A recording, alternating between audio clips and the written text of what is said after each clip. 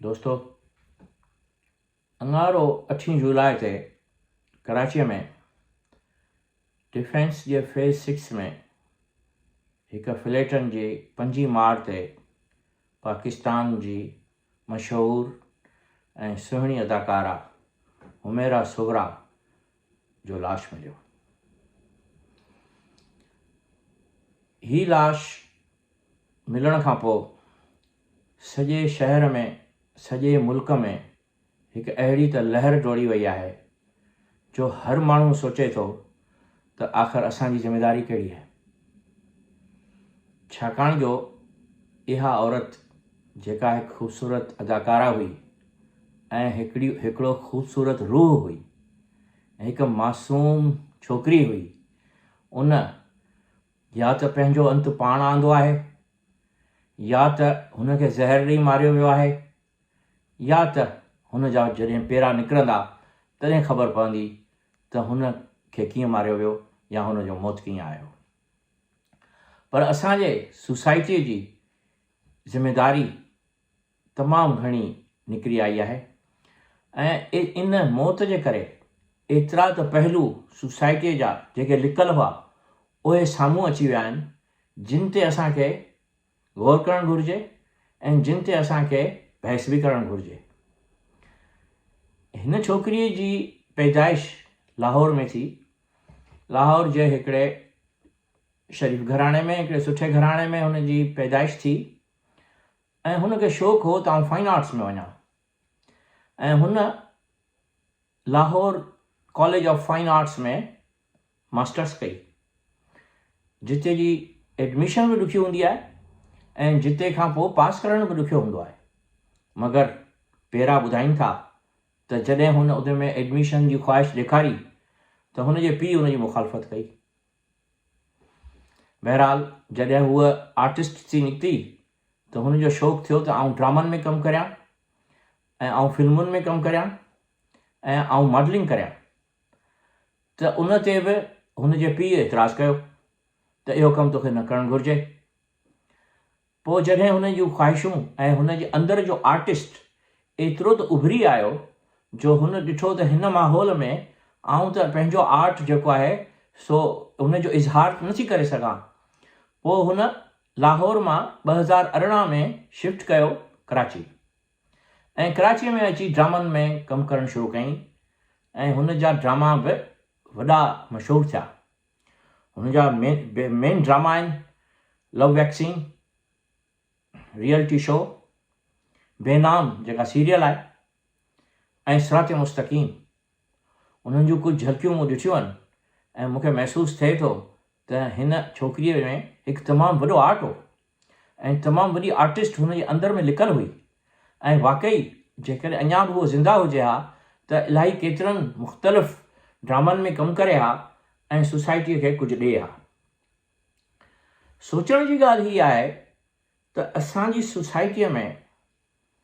जेको आहे सो जेकॾहिं कंहिं घर में कोई आर्टिस्ट पैदा थिए थो, यानी हू जेकॾहिं लेखक आहे त हू कहाणियूं लिखे थो, नज़म लिखे थो या गीत लिखे थो या ड्रामा लिखे थो, त हुनजो जेको घर जो माहौल आहे उहो हुनखे इजाज़त नथो ॾिए। हुनखे चए थो त तूं जेकॾहिं आर्टिस्ट थींदे त छा असांखे कमाए खाराईंदे। हीअ ॻाल्हि सोचण जी आहे त इंसान जे अंदरि जो जेको आर्टिस्ट आहे उहो इन लाइ रुॻो न आहे त हू तव्हांखे रोज़ी प्रोवाइड करे ॾे, हू इन लाइ आहे त हुनजे अंदरि जी कैथारसिस थिए, हुनजे अंदरि जो इज़हार ॿाहिरि निकिरे। हू जेको अंदरां माण्हुनि जी जेका चुरपुर आहे, जेका माण्हुनि जी ऑब्जेक्टिव चुरपुर आहे दुनिया में जेका थी रही आहे, उन चुरपुर जो हिकिड़ो अहिड़ो इज़हार हू सब्जेक्टिव ॿुधाए थो जंहिंसां माण्हुनि खे ख़बर पए थी त छा इहा बि ॻाल्हि हुई। त गार्शिया मार्केज़ हिकिड़ी जॻह ते लिखियो हो त जॾहिं को हादसो थिए थो त उन ते हिकिड़ो रिपोर्टर वञे थो, रिपोर्ट करे थो त फलाणी कार फलाणे बस सां वञी टकराई ऐं उन टकर जे एवज़ में गाॾियुनि जो हेतिरो नुक़सानु थियो, हेतिरा माण्हू मरी विया, हेतिरा ज़ख़्मी थिया ऐं उन्हनि खे इस्पताल मोकिलियो वियो। मगर जेको आर्टिस्ट आहे उहो उते जे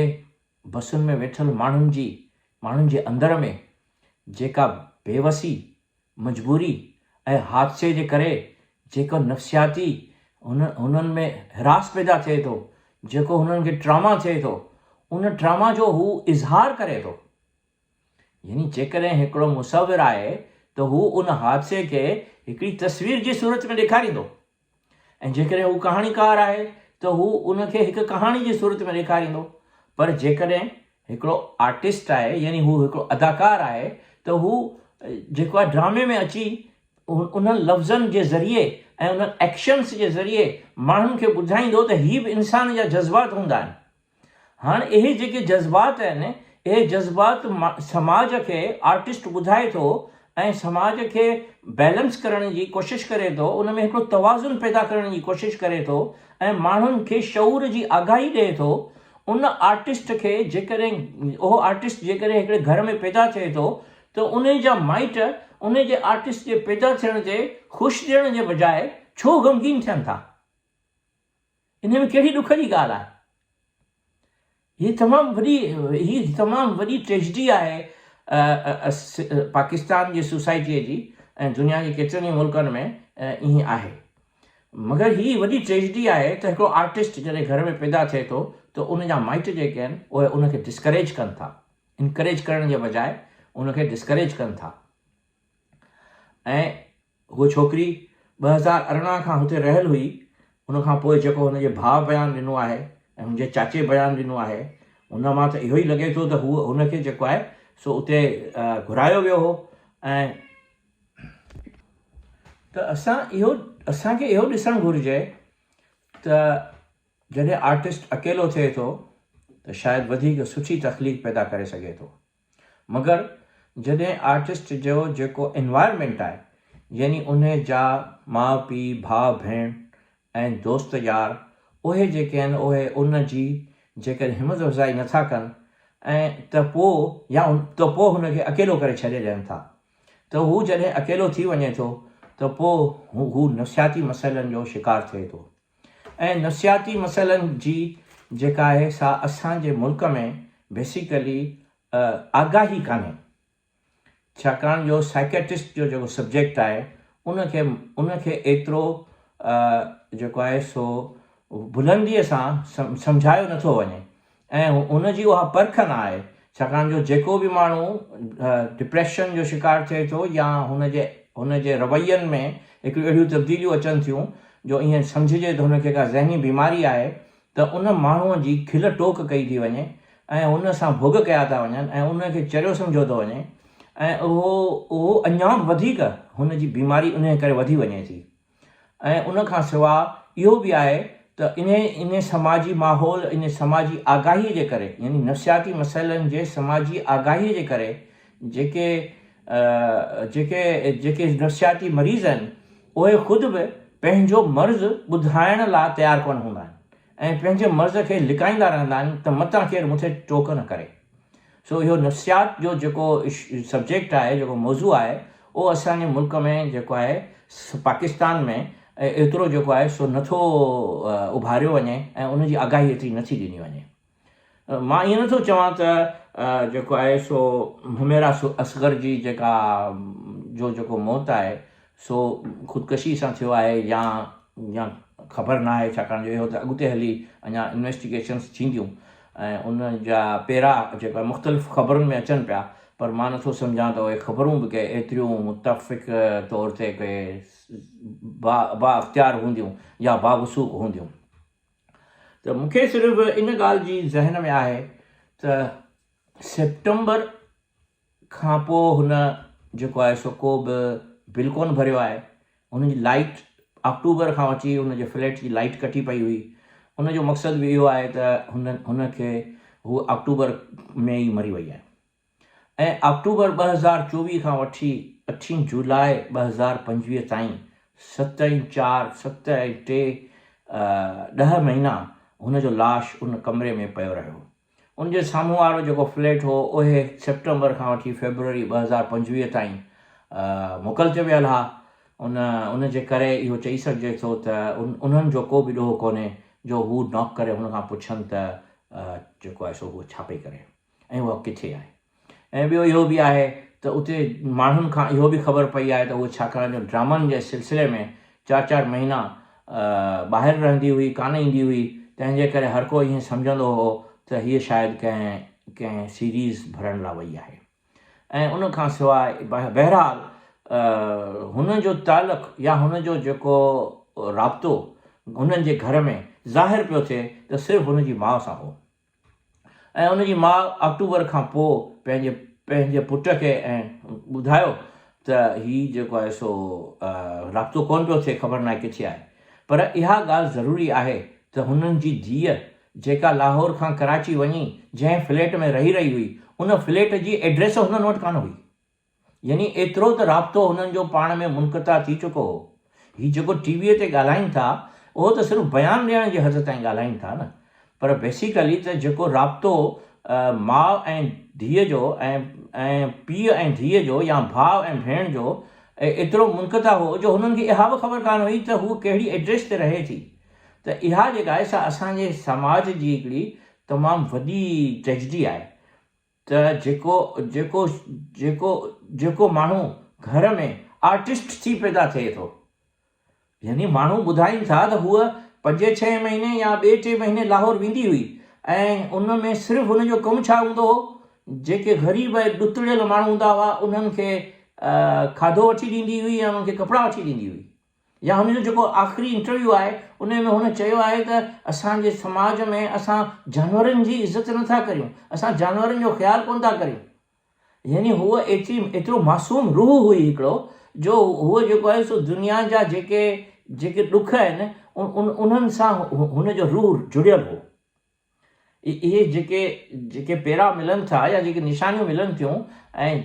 जेका हुननि जे चहिरे मां हिकिड़ी बॉडी लैंग्वेज ऐं हुनजे चहिरे मां जेका उहा मुस्कुराहट मिले थी उन मां त इहो ई ज़ाहिर थिए थो त हूअ हिकिड़ो मासूम रूह हुई।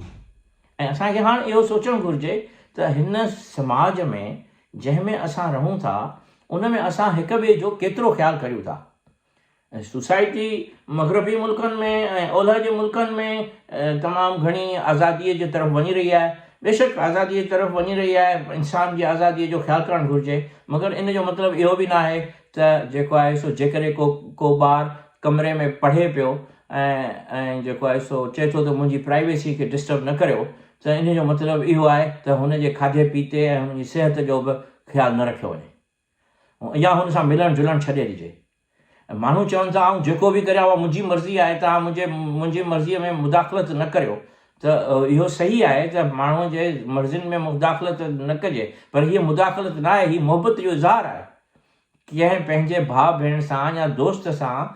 या दोस्त जी फैमिलीअ सां जेको असां ॻाल्हायूं था या जेको असां मिलूं था उहो हिकिड़ो मोहबत जो इज़हार आहे त हुनजो ख़्यालु रखियो वञे। असां हिन माण्हुनि जो एतिरो ख़्यालु नथा करियूं, यानी हूअ माना एॾी जेको आहे सो एॾी बेअहम हुई माण्हुनि लाइ, दोस्तनि जे लाइ बि जेके कराची में मुंहिंजा दोस्त आहे उन्हनि जे लाइ बि एतिरी बेअहम हुई जो 8 महीननि ताईं 10 महीननि ताईं कंहिं इहो कोन सोचियो त हू आख़िर किथे आहे। बहरहाल मूंखे तमामु घणो अफ़सोस थियो आहे हीअ मौत ॾिसी, ऐं हीअ ॻाल्हि जेको आहे सो 8 जुलाई खां वठी सोशल मीडिया ते ऐं इलेक्ट्रॉनिक मीडिया ते हले थी। ऐं मां सोचियां थो त असां सभिनी खे आज़ादीअ सां गॾु हिक ॿिए जो ख़्यालु करणु घुरिजे, हिक ॿिए सां मिलणु घुरिजे ऐं हिक ॿिए जे जज़्बात जो इज़हार करणु घुरिजे ऐं ॿिए खे इज़हार जो मौक़ो ॾिजे, चाहे हू छा बि ॻाल्हाईंदो हुजे। जेकॾहिं कोई माण्हू तव्हांजे मज़हबी रिवायतुनि खां या मज़हब जे रिवायतुनि जे लकीरुनि खां ॿाहिरि निकिरी का ॻाल्हि करे थो त हिन जो मक़सदु इहो न आहे त हू तव्हांजे समाज खां ॿाहिरि निकिरी वियो।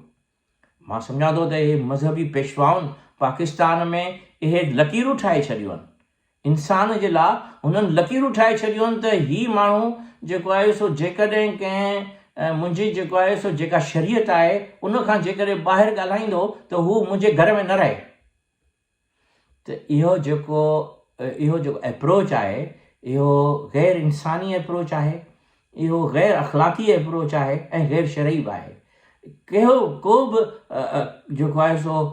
क़ुरान या इंजील या को बि किताब, आसमानी किताब ईअं नथो चए त तव्हां इंसान जे रवैयनि ते हुननि सां नफ़रत करियो, बल्कि हू त ईअं चए थो त तव्हां हुननि जी तइलीम ऐं तरबियत अहिड़े नमूने सां करियो त जीअं हू सोसाइटीअ में तवाज़ुन पैदा करे सघनि ऐं सोसाइटीअ में कंट्रीब्यूट करे सघनि। त असांखे घुरिजे त असां पंहिंजे ॿारनि में जेके एप्टीट्यूड्स आहिनि, यानी जेके उन्हनि जा रवैया आहिनि, जेके उन्हनि जूं ख़्वाहिशूं आहिनि, जेके उन्हनि जा ख़्वाब आहिनि, उन्हनि जे लाइ हुननि खे इज़हार जो मौक़ो पैदा करे ॾियूं, हुननि जे लाइ उहे ख़्यालात उहे राहूं पैदा करियूं जंहिंमें हुननि जो इज़हार थी सघे। मतिलबु जेकॾहिं तव्हांजो पुटु को मूसीकार आहे त तव्हांखे घुरिजे त मौसीक़ी जे हवाले सां हुनखे जेको आहे उहा सिख्या प्रोवाइड करे ॾियो, हुनजे लाइ माहौल पैदा करियो। जेकॾहिं तव्हांजी धीअ को लेखक आहे, हुनखे लिखण जो शौक़ु आहे, त तव्हांखे घुरिजे त तव्हां हुनखे उहे किताब वठी ॾियो, उहे रिसाला प्रोवाइड करे ॾियो जंहिंमां लेखक जेके आहिनि से रिसालनि में कंट्रीब्यूट कंदा आहिनि, ऐं तव्हां हुननि जे लाइ हिकिड़ो रस्तो ठाहियो त जीअं हूअ जेका आहे सा सोसाइटीअ में पंहिंजे लिखण खे तरग़ीब ॾेई सघे ऐं अॻियां अची सघे। असुलु जेकॾहिं को तव्हांजे घर में को मुसविर आहे त बहितर आहे तव्हां हुनखे ब्रुश वठी ॾियो, पेंटिंग जा कार्ड वठी ॾियो ऐं बोर्ड वठी ॾियो त जीअं हू पंहिंजी विंदुर जे लाइ ऐं पंहिंजे अंदर जे इज़हार जे लाइ जेको आहे सो उहो बोर्ड इस्तेमालु करे सघे ऐं तस्वीरूं ठाहे सघे। ऐं मां त सम्झां थो त जेकॾहिं मुंहिंजो पुटु या मुंहिंजी धीअ कोई अहिड़ो तख़लीक़ी शइ खणी अचे थी त इहा मुंहिंजे लाइ बि हिकिड़ी वॾी मोटिवेशन आहे, यानी मुंहिंजो बि कैथारसिस हिन में थिए थो त असां सभई हिक ॿिए सां जुड़ियल आहियूं, असां सभिनी जा जज़्बात हिक ॿिए सां जुड़ियल आहिनि। त असांखे हिन मौत असांखे इहो सबक़ु ॾिनो आहे त जेके बि आर्टिस्ट घरनि में पैदा थियनि था, उन्हनि आर्टिस्टनि खे नज़रअंदाज़ न करणु घुरिजे, बल्कि उन्हनि जी हिमत अफ़ज़ाई करणु घुरिजे।